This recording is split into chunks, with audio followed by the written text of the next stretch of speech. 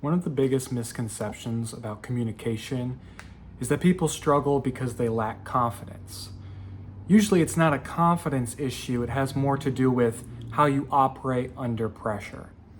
And so if you're a professional or you've been in a working environment and you have the perfect thing to say or something along those lines, but you can't always say it in the right moment at the right time, this video is for you. Now, a lot of times when people go into meetings or they're ready to speak, there's a delay. And this delay usually stems from not having structured thinking. So what does this do?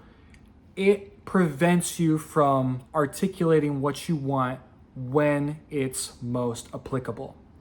And so generally, after a while, the conversation goes forward.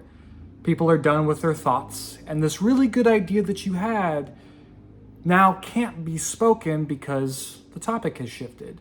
It's almost like you're derailing the conversation if you go back to a point that was already taken care of by the rest. And so this creates hesitation loops. And those hesitation loops can come in the form of rambling.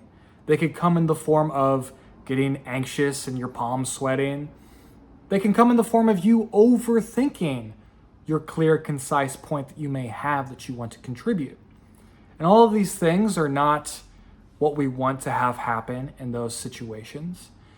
But there's an easy solution, or I should say there is a solution. It just takes practice and work to overcome these tendencies that we build up over time. And that's to understand how to have clear thought structure. Because confidence is normally a byproduct, or it happens after the structured thought comes into place, which then contributes to clear communication. So when that happens, then you become more confident after the fact because you're clear, and that clearness is conveyed to other people, and they're more likely to listen to you the next time. Then that initial pressure that had been building, that had kept you from talking, from speaking your mind, from putting forth your 2 cents, that initial pressure begins to dissipate. Or you can maybe think of it as it's still there, but you are stronger. It does not bother you as much because you learn simple frameworks and tools to overcome that pressure. So then hesitation begins to become a thing of the past. Confidence becomes something that you can now wear as you go into meetings, presentations, and work conversations. And everything begins to change after that. And so communication is something that a lot of times is very ambiguous. There's a lot of complexity there for sure. But one thing to keep in mind when it's directives or deliverables is that the more clear you are, the more concise you are, the more effective you will be. And so a lot of times in the business world, where you're selling a product or a service, corporate, if you will, communication becomes more a transmission of information rather than a overall conversation with many different episodes. Of course, that is going on. Of course, we know that nonverbal, subcommunication, all those play a part, but people treat information as just a transfer. And so a lot of times when you go into a meeting, there's a certain spreadsheet or memo that details what is going to be covered. And if you are not communicating within that frame, oftentimes your ideas, your contributions will be overlooked because you're not playing by the rules of that game. You can vibe and build communication in such a way where you have very fluid conversations, you're joking, you're doing all of these things. But everybody who has worked in a professional environment knows that that is much more diminished than if you are with your family or your friends in a more social environment. Context matters.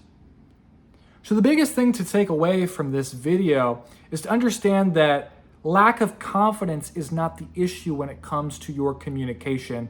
in these workplace environments. It's how to handle the pressure of the moment. And that's something we work towards alleviating here at Resonavoce, where your voice resonates, where you become a person who people look to, an authority, so to speak, because when you communicate, it is structured, it is concise, it is clear, and it is actionable. We will dive into all of the different nuances with this, but just remember that this misconception that confidence is somehow the thing you have to work on, that you have to get louder and more boisterous, that somehow might influence your physiology and then your behavior, is completely unnecessary and is most of the time completely read through by other people. We all know when we go to a car salesman that if he smiles and asks us our name and does all these things, it's all part of the script. It's all part of the system. He doesn't actually want to know about what's going on at the barbecue later with your family. Okay? So we have to play the game to an extent. But what you will learn over time by structuring your thinking, by knowing how to enter conversations, and by being very clear, these things will overlap into other areas of your life as well.